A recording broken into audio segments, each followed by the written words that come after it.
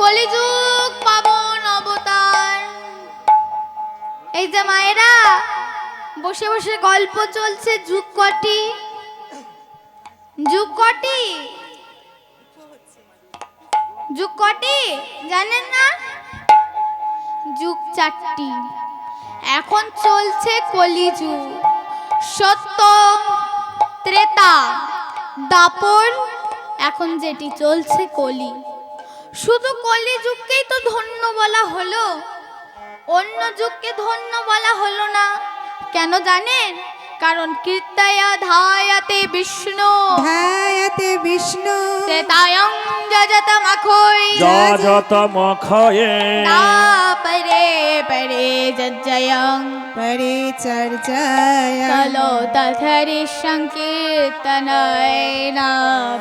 সংকীর্তনয় নাম। অর্থাৎ সত্য যুগে ধ্যান, ত্রেতার যজ্ঞ, দাপরের সেবা পরিচর্যার দ্বারা জীব ভগবানের কৃপা লাভ করত। কিন্তু এই কলিকালে ভগবত কৃপা পেতে গেলে মাত্র একটি উপায়। কি? হরে নাম, হরে নাম, হরে নামৈব কেবলম, হরে নাম কেবল কলো নাস্তেব নাস্তেব নাস্তেব গতিরন্যথা। গতিরা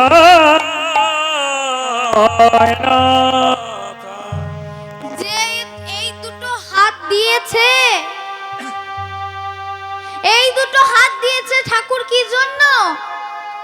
ঘরের বাসন মাজার জন্য, ঘর পরিষ্কার করার জন্য না। এই দুটো হাত দিয়েছে, যে হাত দিয়েছে তারই তো কাজে লাগাবো। যে হাত দিয়েছে তার দিকে একবার তুলতে পারবো না আমরা? নিতাই গৌর হরি বল। হরি বল, হরি বল। তা এই কলিযুগে কোনো মানুষই নাম জপ করে না, নাম শোভনও করে না। তা কি করলে হবে? নাম জপ না করু, নাম শোভন তো করতে পারে। তাই চলুন আমরা সবাই মিলে দু বাহু তুলে হাত ধরে গান গাইব। কই সবাই দু বাহু তুলে হাতে করতালি দিয়ে ভজ গৌরাঙ্গ কহ গৌরাঙ্গ লহ গৌরাঙ্গের নাম। মুখে বলে ভজ গৌরাঙ্গ কহ গৌরাঙ্গ লহ গৌরাঙ্গের নাম রে। ভজ গৌরাঙ্গ কহ গৌরাঙ্গ লহ গৌরাঙ্গের নাম রে। আর ভজ গৌরাঙ্গ কহ গৌরাঙ্গ লহ গৌরাঙ্গী নাম রে। জন গৌরাঙ্গ ভজে সে হয় আমার প্রাণ রে। আই যে গৌরাঙ্গ ভজে সে হয় আমার প্রাণ রে। যে জন গৌরাঙ্গ ভজে সে হয় আমার প্রাণ। ভজ গৌরাঙ্গ কহ গৌরাঙ্গ লহ গৌরাঙ্গীর নামি রে। ভজ গৌরাঙ্গ কহ গৌরাঙ্গ লহ গৌরাঙ্গের নামি রে। আচ্ছা মায়েরা, এই যে আমরা হরিনাম গাইছি, হরিনাম সংকীর্তন চলছে, তা এই হরিনাম সংকীর্তন কে এনেছেন? আমাদের পৃথিবীতে এই হরিনাম সংকীর্তন কিনি যে এনেছেন তার নাম হচ্ছে অদ্বৈত আচার্য। কৃষ্ণ অবতরিত আচার্য প্রতিজ্ঞা করিল, প্রতিজ্ঞা করিল জল তুলসী দিয়া পূজা করিতে লাগিল। দলে তুলসী দিয়া পূজা করিতে লাগিল।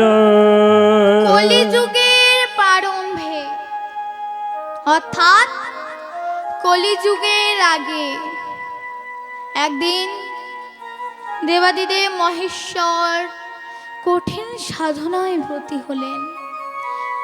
এমন সাধনা করতে লাগলেন যে ভয় পেয়ে গেলেন দেবতারা। ইন্দ্র ভাবছে যদি আমার ইন্দ্রলোক চেয়ে বসে, ব্রহ্মা চিন্তা করছে আমার ব্রহ্মলোক চেয়ে বসে।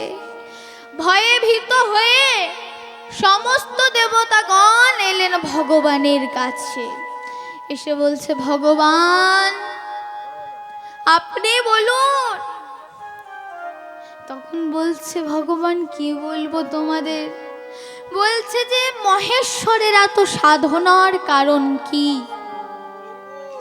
বলছে ভগবান তাহলে চলো আমরা তার কাছে গিয়ে না হয় জিজ্ঞাসা করি যে তার এমন সাধনার কারণ কি। এবার এই কথা বলে সবাই চললেন কোথায়?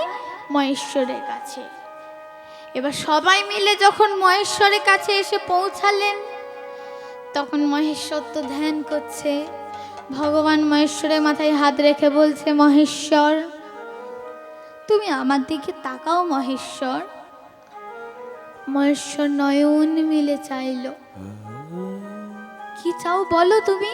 চাও কি চাও? বলছে হে প্রভু তুমি যে কলিযুগ সৃষ্টি করলে, কলিজীব সৃষ্টি করলে, তা এদের উদ্ধার হবে কেমন করে?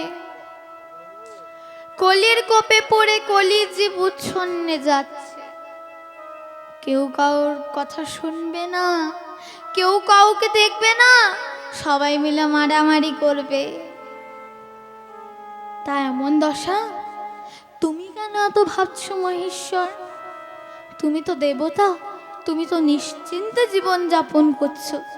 তখন বলছে প্রভু তা বললে তো হবে না। তা বললে কি হয়? তখন বলছে বেশ তোমার মনোবাসনা আমি পূর্ণ করব।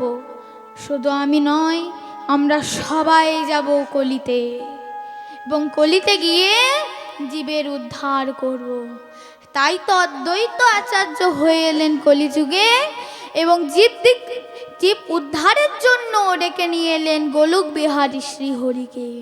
এবার গোলক বিহারী নিজের সঙ্গে নিয়ে এলেন হরি নামের তরী। সেই তরীতে পার করবার জন্য সকল জীবকে ডাকছে।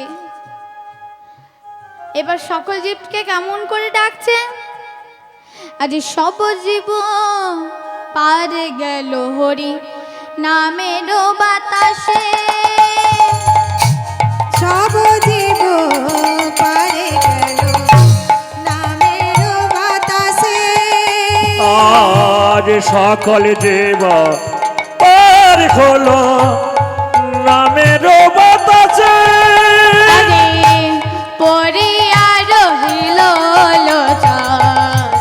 আপন কর্ম দোষে। আর পড়িয়া রহিল লোচন আপন কর্ম দোষে।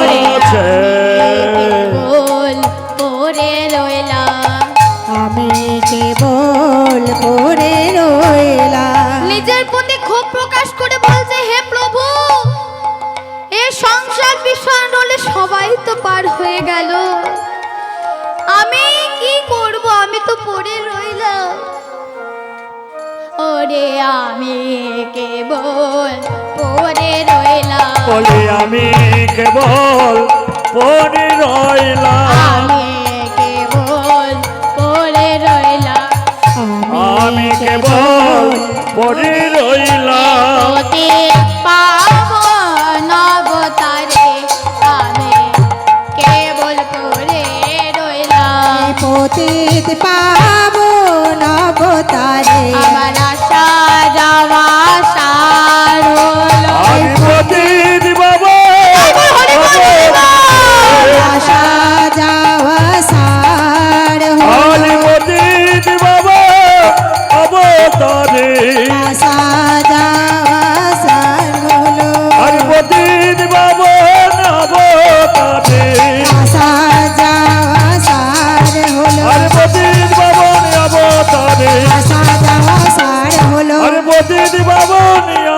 পারি আমি কেবল পড়ে রইলাম